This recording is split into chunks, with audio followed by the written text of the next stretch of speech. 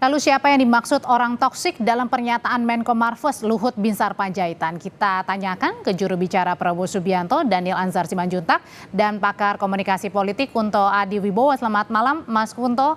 Selamat malam, Bang Selamat Daniel. malam. Selamat malam, Mbak. Assalamualaikum, Mbak Audrey. Waalaikumsalam, Bang Daniel. Jadi ini kan Pak Prabowo Ya. mungkin ya lagi menimbang-nimbang nih siapa yang masuk dalam kabinetnya Prabowo Gibran gitu. Nah, kalau Ya. gitu pesannya Pak Luhut ini sudah diterima dan sudah diketahui belum sih sama Pak Prabowo yang dimaksud orang toksik jangan dibawa ke pemerintahan itu siapa? Pertama sebagai nasihat, sebagai tausiah dari Pak Luhut ini penting dan Pak Prabowo sudah disampaikan langsung oleh Pak Luhut terkait dengan pandangan Pak Luhut ini. Ini kan pandangan yang jamak disampaikan oleh tokoh terkait dengan upaya Pak Prabowo ingin memperkuat dan mengakselerasikan kinerja kabinetnya nanti.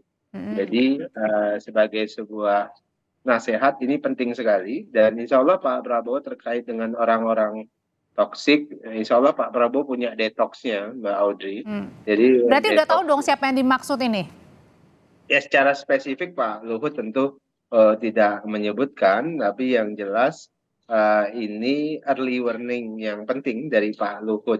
Tapi yang juga saya perlu kita garis bawahi, Pak Luhut ternyata familiar dengan istilah-istilah anak muda sekarang, yaitu orang-orang toksik. Nah, itu juga luar biasa. Nah, dalam konteks tertentu tadi yang jelas bagi Pak Prabowo ini adalah salah satu saran yang bisa diperoleh Pak Prabowo dari tokoh-tokoh yang punya pengalaman panjang. Dan tentu Pak Prabowo punya mekanisme untuk melakukan saringan-saringan yang di dalam tanda kutip tadi toksik. Nah, Pak Prabowo dalam proses penjaringan anggota kabinetnya tentu melalui mekanisme saya sering sebutnya dua syarat utama kabinet Pak Prabowo, yaitu pertama adalah integritas, kemudian kedua adalah kompetensi. Selain tentu payung besarnya bersepakat dan bersetuju dengan visi misi yang dibawa oleh Oke, Pak jadi artinya Prabowo. selaras ya, sejalan dengan Pak Prabowo ya, visi misinya ya, Bang. Betul. Oke, kalau gitu Mas Guntur, kenapa sih Pak Luhut ini sampai mengeluarkan kata-kata toksik? Kalau toksik di Indonesia ini kan racun, negatif gitu ya. Kenapa nggak mungkin pakai kata-katanya yang tidak setuju dengan misalnya program visi misinya Pak Prabowo? Kenapa harus pakai kata toksik yang dilihatnya? Karena menurut saya lebih dari sekedar tidak setuju, karena juga merujuk pada misalnya kinerja dan juga merujuk pada nilai-nilai yang dia anut gitu, Mbak. Dan waktu Pak Luhut berbicara itu konteksnya sedang bicara soal perizinan ya kalau nggak salah ya, perizinan digital gitu kan. Dan coba kita cermati saja siapa yang pernah bermasalah dengan Pak Luhut di isu perizinan gitu kan.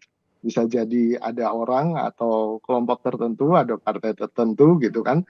Tapi ini jadi interpretasinya jadi liar memang Mbak gitu. Dan menurut saya butuh kejelasan dari Pak Luhut sendiri siapa yang dimaksud gitu. Kalau enggak kan ini bisa jadi quiz giveaway yang saya nggak tahu hadiahnya apa nanti. Mungkin Lebih ke sepeda. orang, ke parpol, apa ke organisasi atau kemana ini?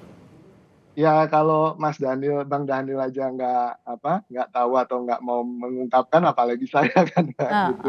Jadi kalau menurut saya kan memang kalau ini main tebak-tebakan, saya tadi clue-nya adalah soal perizinan dan ini bisa jadi partai, bisa jadi orang, bisa jadi kelompok gitu kan. Karena beberapa pernyataan dari tokoh, misalnya dari Bang Habibur Rahman sendiri di Gerindra, ini nyerempet-nyerempet soal relawan kan gitu kan.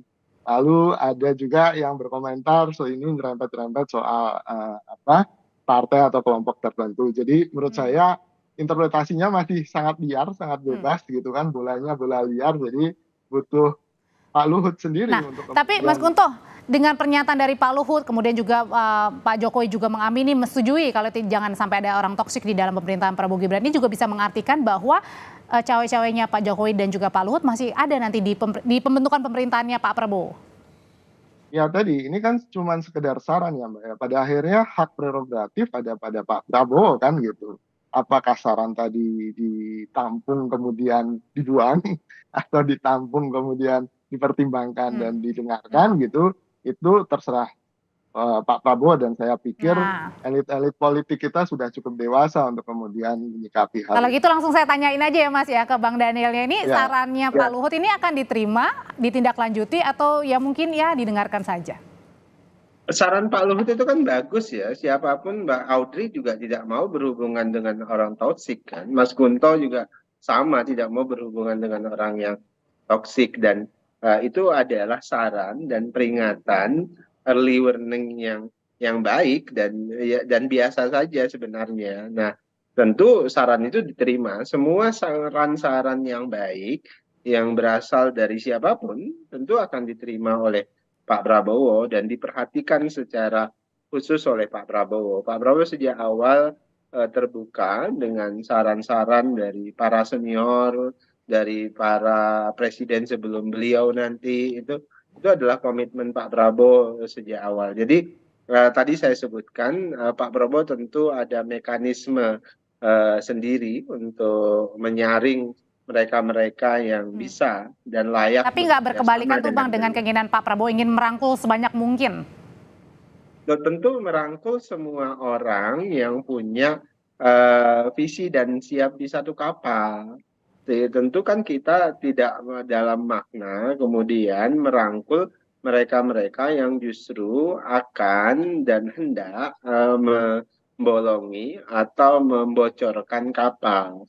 Itu hal yang sederhana saja. Jadi jangan memaknainya justru kalau kemudian orang, kelompok, atau pihak itu tidak bersedia dalam satu kapal dipimpin oleh kapten kapal yang Hmm. bernama Prabowo Subianto, Hmm. ya dia pasti tidak diangkut dan tidak diajak di kapal tersebut. Jadi dan itu yang tadi mungkin dimaknai oleh, yang dimaksud oleh Pak Luhut, jangan sampai orang toksik itu merusak kerja, menjadi Oke. beban kerja, kemudian justru membolongi kapal yang harusnya bisa lebih Hmm. cepat, tapi karena dibolongi dia jadi lambat karena beban-beban itu tadi. Hmm. Pak Mas Gunto, kalau tadi Menkominfo yang juga Ketua Umum Projo kan bilang nih orang toksik yang kayaknya dimaksud adalah orang yang anti rakyat. Nah kalau gitu harusnya Pak Luhut ini menjelaskan nggak sih siapa orang toksik yang dimaksud? iya, paling tidak definisi ya Mbak ya. Apa definisi toksiknya, lalu kemudian kalaupun tidak bisa menyebutkan, paling tidak definisi sehingga kita punya clue gitu. Siapa kira-kira yang dimaksud. Tapi mungkin Pak Luhut juga merasa tidak berkepentingan untuk menjelaskan ke publik karena pesannya lebih ke Pak Prabowo kan gitu. Selama Pak Prabowo paham, Pak Prabowo tahu secara komunikasi, ya pesan Pak Luhut sudah tersampaikan gitu. Cuma kalau kita lihat kan masalah politik ini tentu punya problem dengan motif, dan ya itu Hmm. tadi, merangkul itu kan punya konsekuensi pasti. Semakin banyak yang dirangkul, semakin kecil potongan kue kekuasaan yang akan dibagi gitu, yang akan kebagian masing-masing. Dan Hmm. tentu Pak Luhut sebagai tokoh Golkar juga, yang kemarin ketua ketumnya juga sudah bilang mau 5 kursi menteri kan gitu kan, Ya. itu juga nggak ingin itu terganggu kan, sehingga mungkin ada motif-motif itu untuk kemudian berbicara soal toksik ini, Mbak. Hmm. Baik Mas Gunto, terima kasih. Bang Daniel terima kasih untuk ulasannya di Sapa Sama-sama, Indonesia Mbak. Malam. Sehat selalu.